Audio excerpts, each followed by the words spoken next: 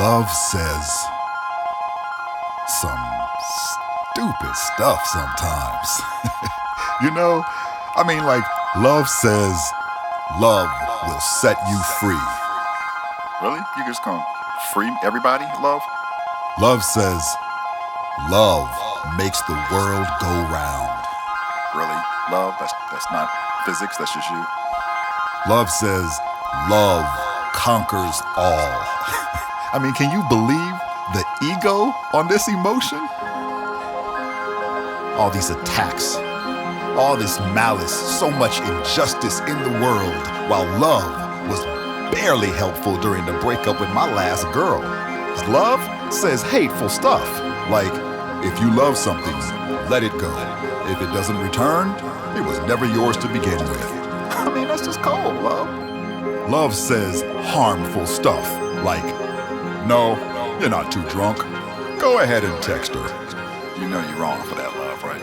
And all of this has brought me to the uncanny conclusion that love is a hater.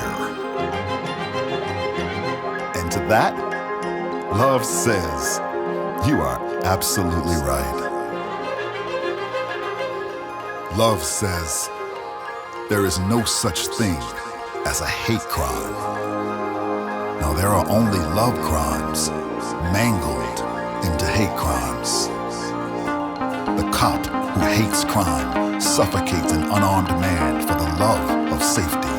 The crip who hates bloods splatters it across the playground for the love of gang.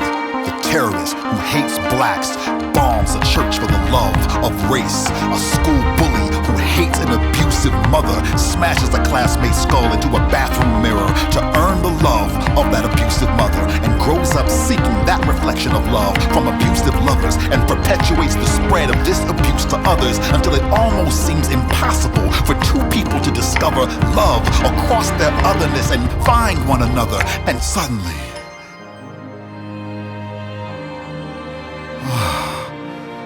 I feel two lips press electricity into the back of my neck, and I turn to see her standing there.